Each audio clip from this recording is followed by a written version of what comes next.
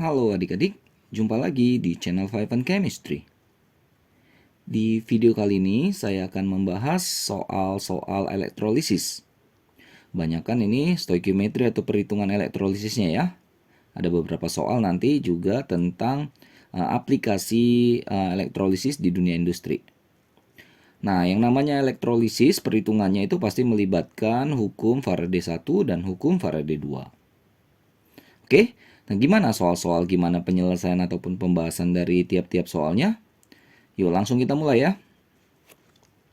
Oke, ada 8 soal ya yang tadi saya katakan ini banyakkan perhitungannya ya. Ada 2 nanti yang tentang aplikasi. Michael Faraday dia mencetuskan hukum Faraday 1 dan hukum Faraday 2. Di Faraday 1 katanya massa zat yang dibebaskan pada saat elektrolisis berbanding lurus dengan jumlah listrik yang digunakan. Tapi di Faraday 2, massa zat yang dibebaskan pada elektrolisis berbanding lurus dengan massa ekivalen zat tersebut. Massa ekivalen itu biasa kita singkat ME ya. Nah, jadi dari dua hukum Faraday ini muncullah rumus ini. Ini sering ya dipakai rumus ini. M sama dengan I kali T per 96500 kali ME. Tapi ada juga buku yang buat ini bukan M tapi W gitu ya. Ya ikuti saja lah ya. Yang pasti maksudnya itu adalah massa ya. M massa zat yang dibebaskan dalam gram. I kuat arus listriknya dalam ampere. T waktu dalam detik second. Massa ekivalen adalah perbandingan dari AR dibagi dengan bilangan oksidasinya. Nah, nanti juga pasti akan sering ketemu dengan soal yang sel elektrolisisnya tidak satu, lebih dari satu yang dihubungkan secara seri. Jadi kita biasanya diminta untuk menentukan massa suatu logam di satu sel yang dihubungkan seri dengan sel lain, tapi sel lainnya itu massa logamnya udah dikasih tahu. Nanti bisa lihat di soalnya ya. Nah, itu nanti kita pakai ini nih. M1 massa 1 banding massa 2 sama dengan massa ekivalen 1 banding massa ekivalen 2. Ini Faraday 2-nya nih. 1 Faraday adalah 1 mol elektron yang senilai dengan 96.500 coulomb. Tadi F sama dengan mol elektron ya. Cara cari mol elektron itu adalah I kali T per 96.500. Nanti rumus-rumus ini akan saya sediain di setiap slide-nya ya. Jadi kalau lupa boleh lihat ya, boleh dicontek lah ya rumus-rumusnya. Yuk kita mulai 41 dan 42. 41 dulu ya. Hitung massa perak atau Ag yang dapat dibebaskan oleh arus 10 ampere dialirkan selama 5 menit dalam larutan AgNO3. AR-nya si Ag dikasih tahu 108. Yang pertama, AgNO3 itu kan yang larutannya kalau kita ionkan adalah Ag plus tambah NO3 min. Lalu di katodenya Ag plusnya akan direduksi ya, tambah elektron menghasilkan Ag, logam Ag solid. Inilah yang dicari, berapa banyak sih masanya si Ag ini gitu. Dalam elektrolisis ini anodanya nggak usah lah ya. Oke, nah cara mencarinya tinggal kita masukkan rumusnya aja. M sama dengan I kali T per 96.500 kali ME-nya langsung bongkar aja ya, AR per bilox. Masukkan angkanya. I-nya harusnya 10 ampere. T-nya 5 menit, kan diminta dalam detik kan, harus dalam second ya. Berarti 1 menit 60 detik. Jadi kalau mau ya gini aja dah, 5 kali 60 ya. Dibagi 96.500. Dikali dengan ME-nya yaitu AR per bilox. AR-nya 108. Bilox Ag-nya di sini kan plus 1. Atau bisa lihat dengan elektron yang terpakainya itu 1. Jadi kita taruh sini 1. Udah, tinggal lakukan perhitungan. Ini saya dapat sekitar 3,357 gram. Beres ya. Kita ke 42. Aluminium diperoleh dari elektrolisis lelehan Al2O3. Oke. Berapa aluminium dapat diperoleh setiap jam? Setiap jam artinya 1 jam ya. Jika digunakan arus 100 ampere dengan AR dari aluminium 27. Al2O3 2Al3 plus tambah 3O2 min. Nah, di katodenya si Al3 plus reduksi ya, 3 elektron menghasilkan Al. Jadi Al ini yang mau dihitung berapa gram sih yang dihasilkan dari elektrolisis Al2O3 ini. Masuk rumus M sama dengan I kali T per 96500 AR per bilox. I-nya arusnya adalah 100 ampere. T-nya 1 jam. 1 jam kan 60 menit. 1 menit 60 detik. Jadi bisa dibilang 3600 detik per jamnya. Dibagi 96500. AR dari aluminium 27. Biloxnya 3. Nih, atau bisa pakai 3 elektron ini. Udah, tinggal hitung. Ini saya dapat 33,575 gram. Mirip nih dengan nomor 41 ya, angkanya. Oke, beres ya. 41 dan 42. Masukin rumus saja nih ya. 43, 44. Kita 43. Sejumlah arus dapat mengendapkan 1,08 gram perak dari larutan perak nitrat AgNO3. Arus yang sama katanya dialirkan ke dalam larutan nikel sulfat NiSO4. Berapa gram nikel yang dapat diendapkan? Ini seperti yang saya katakan tadi. Ini hukum Faraday 2 ya. Masanya berbanding dengan masa ekivalen ya. Jadi ada 2 sel di sini yang terlibat dan dihubungkan secara seri. Jadi satu diketahui, satu lagi ditanya gitu. Oke. Jadi ini kita bisa pakai M massa dari perak atau Ag ya, dibanding massa dari Ni, itu sama dengan massa ekivalen dari Ag dibagi massa ekivalen dari Ni. Nah, tadi kan Ag plus ya, tambah elektron menghasilkan Ag. Kalau Ni 2 plus, tambah 2 elektron menghasilkan Ni. Supaya nanti kita bisa tahu biloxnya ya. Oke, massa Ag katanya 1,08. Masukkan 1,08. Massa Ni yang kita cari kan? Yang diminta ditentukan. Massa ekivalen tadi masih ingat ya caranya? AR per bilox. AR dari Ag 108, biloxnya 1, berarti per 1. Dengan cara yang sama, Ni itu 58 dibagi 2. Oke, kalau kita kali silang, berarti 108 kali massa Ni sama dengan 1,08 kali 58 per 2 ya. 31,32. Maka massa Ni adalah 31,32 dibagi 108. Saya dapat sekitar 0,29 gram Ni yang dapat dihasilkan dari elektrolisis itu. Oke, ini tadi case-nya jika selnya nggak satu, lebih dari 1. 44. CuSO4 dielektrolisis. Dapat endapan Cu pada katode sebanyak 25,4 gram. Lalu berapa banyak volume gas hidrogen, ini STP ya, yang dibebaskan pada elektrolisis H2SO4 encer dengan jumlah arus yang sama. Yang pertama kan tadi katanya CuSO4. Kita bisa ionkan Cu2+ tambah SO4 2-. Di katode Cu reduksinya nangkap 2 elektron, menghasilkan logam Cu, endapan Cu. Inilah yang tadi bernilai nih ya, 25,4 gram yang di katode tadi.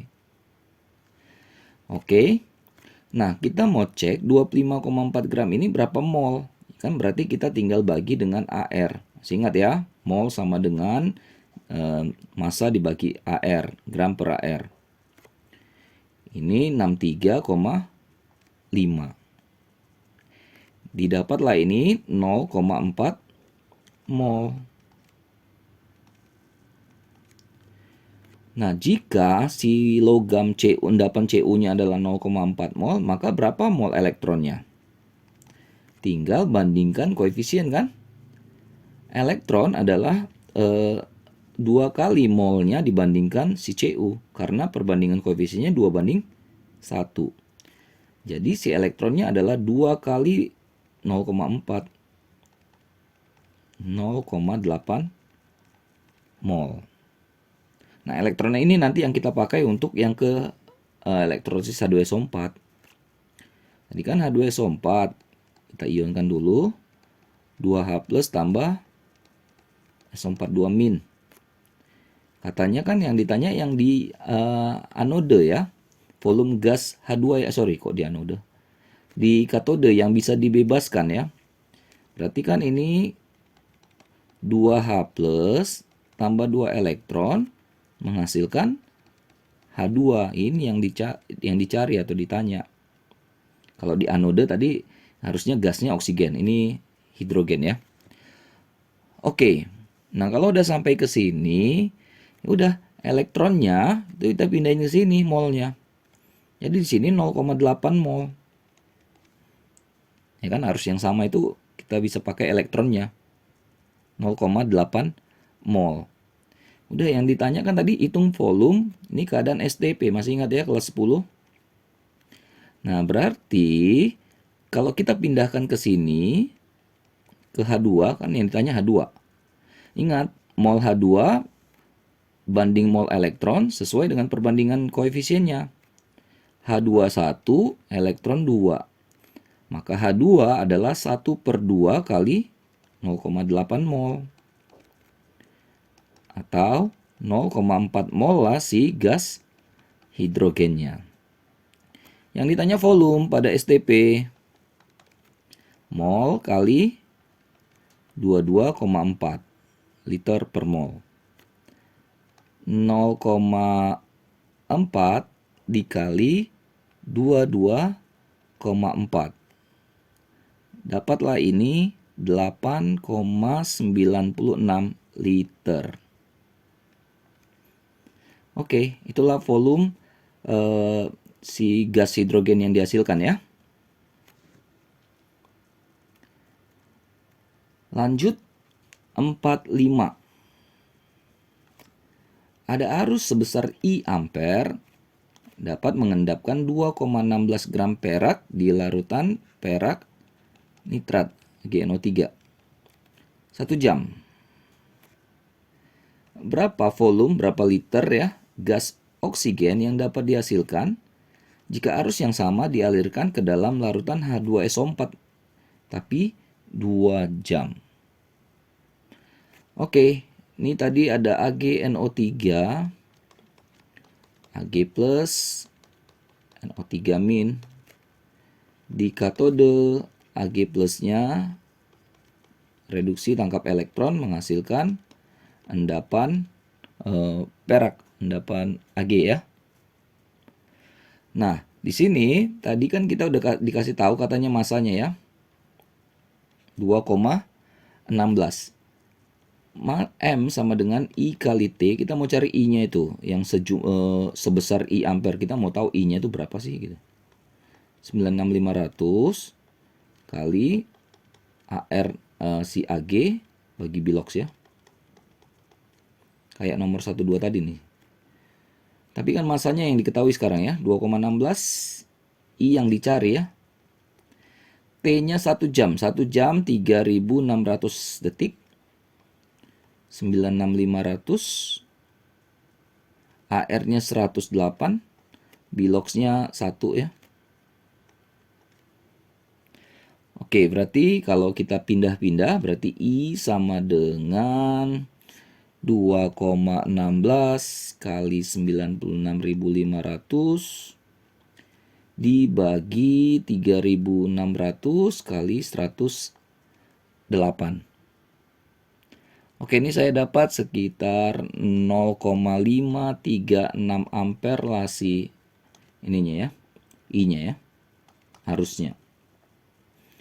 Nah, katanya kan tadi arus ini dialirkan ke dalam si larutan H2SO4 yang dielektrolisis selama 2 jam.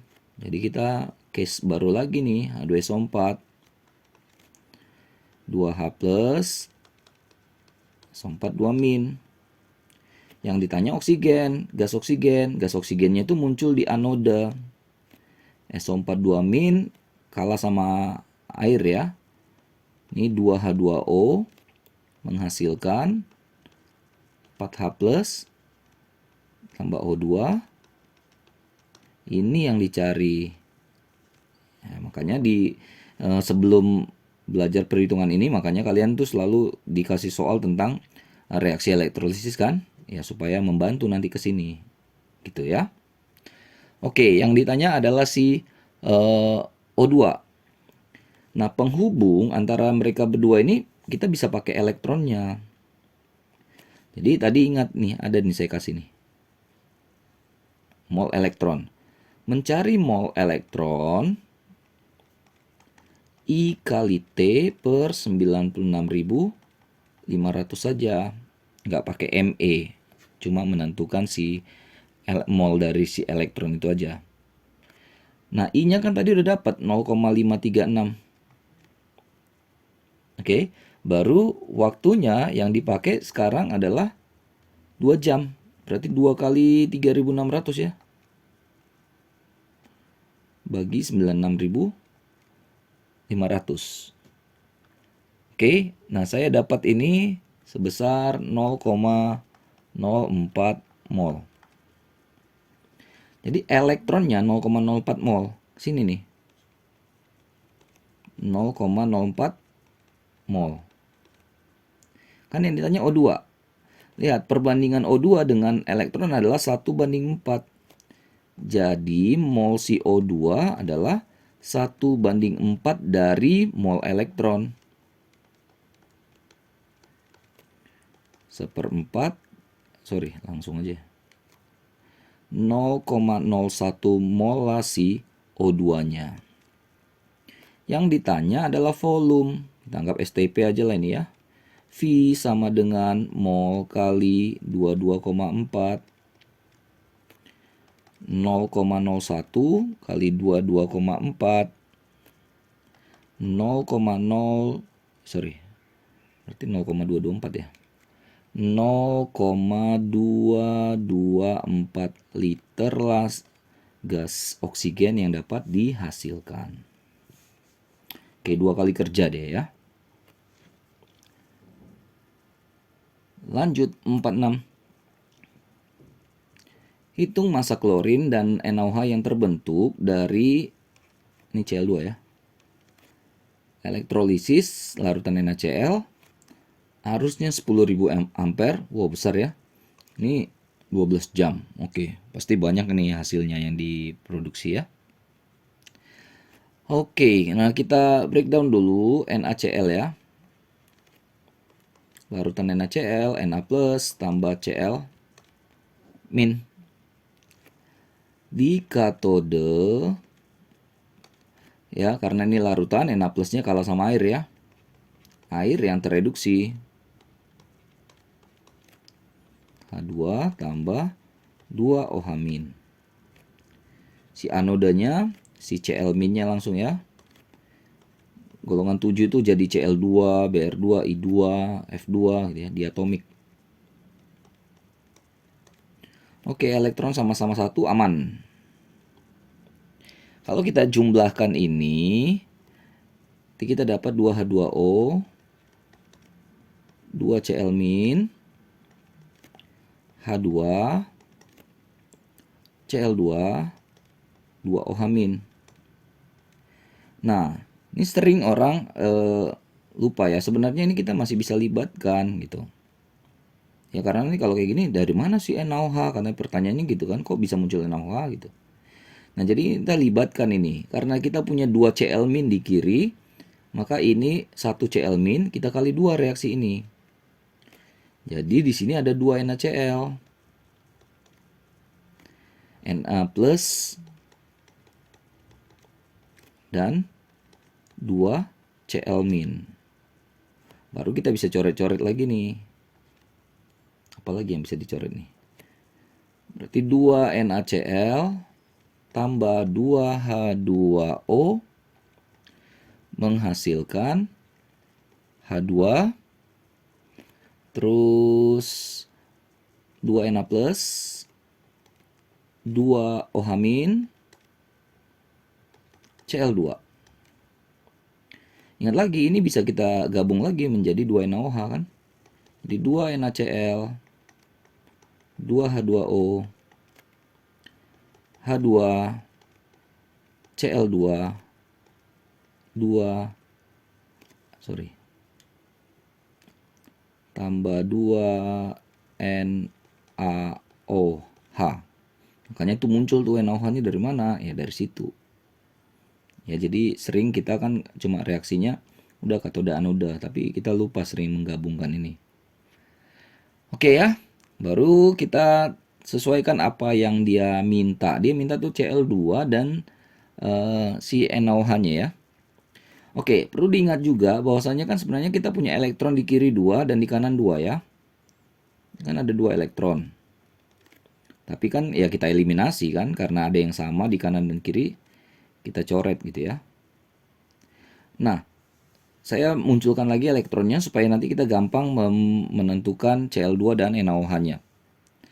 Kita kan bisa cari mol elektron. Ingat ya tadi caranya menentukan mol elektron. I kali T per 96.500. Coba sini ya. Mol elektron sama dengan I kali T per 96.500.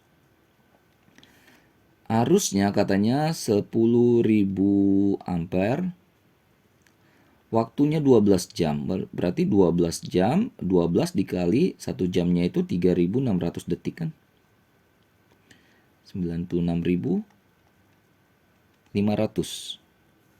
Nih kalau saya hitung nih dapat 4476,7 mol elektronnya.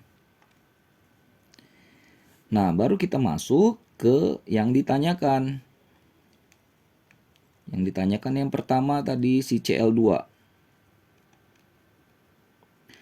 Nah, ini lihat Cl2. Dengan si elektron, perbandingan molnya adalah si Cl2 itu 1, elektronnya 2 mol gitu kan, koefisiennya 1:2. Perbandingan mol adalah perbandingan koef ya. Maka mol Cl2 pasti setengah dari mol elektron. Sama dengan setengah kali mol elektron itu 4476,7 mol tadi kan. Jadi ini dapat sekitar 2238,35 mol. Yang ditanya massa, bukan mol. Ingat ya. Jadi massa sama dengan mol kali mr. Molnya tadi 2238,35 dikali mr-nya klorin. Cl itu kan 35,5, kalau Cl2 71 ya. Dapatlah ini sebesar 158 9 something gitu ya. Tapi itu kan nanti jadi gram, terus saya ubah ke kilogram jadi langsung begini. 158,9 kilogram. Banyak ya. Nah, dengan cara yang sama kita ke NaOH. Lihat perbandingan mol NaOH dengan elektron. Sama-sama koefisiennya 2, artinya 1:1. Artinya si NaOH itu sama dengan mol si elektron. Sama dengan tadi 4476,7 mol. Yang ditanya bukan mol tapi massa. Mol kali mr. Molnya tadi 4476,7. NaOH itu mr-nya berarti 23 tambah 16 39 tambah 1 40 ya. Oke, dapatlah ini saya sebesar 1,79 kilogram. 179.000 gram gitu ya. Saya bulatkan jadi 179 kilogram. Jadi itulah massa Cl2 dan massa NaOH yang dihasilkan dari elektrolisis itu. Wajar ya, besar, banyak karena arusnya juga 10.000 ampere dan 12 jam lagi prosesnya. Oke, dua soal terakhir, soal nomor 47 dan nomor 48. Ini lebih ke aplikasi ya, dalam bidang industri. 47, tembaga biasanya mengandung perak, emas, besi, dan zinc sebagai pengotornya. Lalu kan kita mau ngambil tembaganya saja. Berarti kan kita harus memurnikan tembaga itu yang dilakukan dengan cara elektrolisis. Nah, gimana gambar susunan sel elektrolisis dari pemurnian tembaga ini? Lalu, jelaskan gimana kok bisa pengotor-pengotor itu terpisahkan secara elektrolisis ini. Nah, saya kasih ini ya, saya kasih dua ya untuk yang A, gambar dan reaksi. Jadi, ini gambarannya ya, yang pertama sebelah kiri, di anode dikasih tembaga yang kotor, yang masih ada pengotornya lah ya. Lalu di katode yang kanannya ini dikasih yang bersih atau yang murni. Oh ya, di sini masih ada ini ya. Nah, nih. Elektron sini dari anode ke katode ya. Oke, lalu kita pakai nanti di sini yang namanya elektrolit, larutan ini yang biru-biru ini. Kita misalnya pakai CuSO4, berarti kan nanti akan ada Cu2+, Cu2+ di larutan ini kan. CuSO4 terion menjadi Cu2+, tambah SO4 2- kan. Lalu di katode Cu2+-nya mengalami reduksi, membentuk tembaga yang padatan. Di anode, tembaga itu malah larut, menghasilkan Cu2+. Jadi overall reaksi, ini elektronnya kali 1 kali 1 ya. Ini nanti aqueousnya kita coret ya. Berarti kan sisa elektron juga nih. Cu yang solid di anode menghasilkan Cu yang solid di katode. Atau bisa dikatakan Cu di anode itu adalah yang akan larut, nanti akan terbentuk di katode. Sehingga nanti di katode pasti masanya lebih besar dari awal. Nah, kita aplikasikan reaksi ini ke dalam gambar ini ya. Katanya tadi di katode Cu2+ akan menangkapi elektron. Di anode Cu-nya akan melepaskan elektron, teroksidasi. Jadi yang Cu yang kotor-kotor tadi ini, Cu yang kotor-kotor ini kan Cu kotor, itu nanti akan teroksidasi seperti reaksi ini ya, Cu menjadi Cu2+ tambah 2 elektron. Dia akan menghasilkan elektron. Jadi elektron-elektron itu pindah ke katode. Sini nanti ada elektron-elektron di sini. Nah, setiap Cu akan melepaskan elektron, dia akan pasti menjadi Cu2+. At the same time, pada saat yang sama, si Cu2+ yang ada di larutan ini akan menangkapi si elektron yang datang dari si anode tadi. Elektron itu di permukaan-permukaan ini ya, di batangan-batangan tembaga murni tadi ya. Jadi begitu si Cu2+ datang nangkapin elektron ke sini, dia nempel di situ. Nempel Cu-nya. Itulah kenapa lama-kelamaan Cu-nya ini ya, ini makin tebel. Ini kan makin tebal nih dibandingkan yang awal. Dengan cara yang sama, yang kotor-kotor tadi, yang Cu yang kotor itu kan karena larut berarti ini dia makin kecil nih kan. Nah, makin tergerus dia. Ya, jadi di anode larut, di katode akan terbentuk Di katode akan bertambah masanya. Dan sudah yang pure saja yang boleh masuk di katode. Ya, kenapa? Nanti yang dijelaskan di B. Kurang lebih gambarannya gini ya. Yang kotor kita taruh di anode, yang bersih kita taruh di katode. Yang kotor nanti akan larut, ya, melepas elektron. Nah, elektron nanti pindah ke katoda. Di katoda, elektron itu ditangkapin nanti sama si Cu2 plusnya. Nah, nempel lah Cu2 plusnya di batangan tembaga itu. Maka lama-kelamaan tembaganya makin banyak ya jumlahnya. Dan itu jadi tembaga yang murni. Gitu ya. Lalu kok bisa sih pengotor-pengotor itu dipisahkan? Gini, si Ag, si Au, si perak dan emas ini kan punya potensial lebih positif dari tembaga. Ya kan? Artinya nanti bisa disetting itu tegangannya selama elektrolisis supaya nanti Ag dan Au-nya itu nggak ikut larut. Ya, jadi dia tuh dalam bentuk lumpur ini lumpur anoda. Jadi bayangkan aja lumpurnya itu terdiri dari perak, terdiri dari emas, bahkan katanya ada platina. Jadi lumpurnya ini aja kalau kita dapatkan emas dan perak itu mungkin bisa membantu menutupi biaya proses ini. Kan biaya proses ini butuh waktu dan butuh listrik kan, mahal. Jadi ya kita hasilin perak sama emas loh. Jadi ini bisa menutupi biaya itu mungkin. Ya, jadi gitu ya. Jadi permainannya nanti settingan tegangan. Jadi si AgAu nggak ikut, si tembaganya larut gitu. AgAu-nya nanti jatuh ke bawah itu jadi lumpur anode biasanya dikatakan itu biasanya ya. Lalu bagaimana dengan si besi dan Zn? Besi dan Zn kan lebih negatif dari Cu. Ikut larut dong dia. Benar, dia ikut larut. Tapi faktanya ion-ion Fe2+ dan Zn2+ itu lebih sukar diendapkan.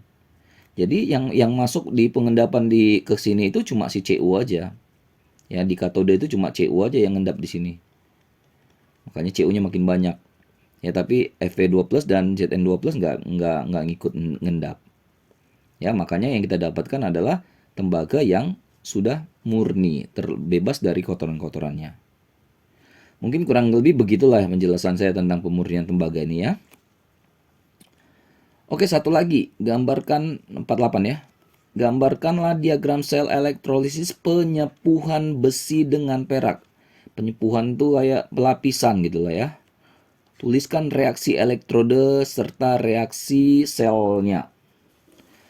Oke, ini saya kasih gambar juga. Besinya saya pakai sendok lah ya, biar enak lihatnya. Oke, ini ada batangan perak. Ya, jadi batangan perak itu kita taruh di anode. Ya, terus yang mau disepuh taruh di katode. Di anode itu ingat dia adalah yang larut. Gitu. Jadi nanti kan Ag, batangan Ag ini akan larut menghasilkan Ag+. Lihat tanda panahnya ya. Jadi Ag menghasilkan Ag+. Tambah elektron. Elektronnya jalan-jalan lagi, masuk ke permukaan si besi sendok ini. Lalu Ag+ yang ada di larutan dari elektrolitnya ini, AgNO3, itu akan nangkapin elektron. Jadi dia nangkapin elektron. Terus dia jadi Ag. Makanya nanti lama-lama yang tadinya nikah dari besi itu akan kayak terlapisi ya dengan nanti perak. Jadi kayak shiny gitu dia nanti, cantik. Gitu ya prosesnya ya. Nah, reaksi apa yang terjadi di katode? Kan di katode tadi kita katanya pakai besi ya. Nah, itu Ag+ menangkap elektron yang datang dari anode, menghasilkan endapan perak yang melapisinya. Sedangkan di anode, tadi kita pakai Ag ya anodenya ya, batangan Ag. Ag itu sendiri yang teroksidasi, menghasilkan Ag+ tambah elektron. Ya, ini solidnya di sini ya. Oke, kita coret yang lain, ini kan sama semua jumlahnya ya. Berarti Ag solid yang datang dari anode, yang larut di anode, terus Ag solid katode yang sebelah kanan ini. Sorry. Jadi anode itu pokoknya ingatnya larut aja ya. Anode larut terus nanti dia nempel di katode. Jadi katode itu masanya lebih besar nanti, lebih banyak dari awal. Oke? Habis ya 48 ya, 41 sampai 48. Mudah-mudahan bermanfaat ya, mudah-mudahan bisa membantu. Maaf kalau ada kesalahan kekurangan dalam banyak hal ya. Ini cuma mau niat bantu aja. Oh iya, jangan lupa cek terus ya, update terus video-video terbaru lainnya di channel Vibe and Chemistry ini ya. Sampai jumpa dan bye-bye.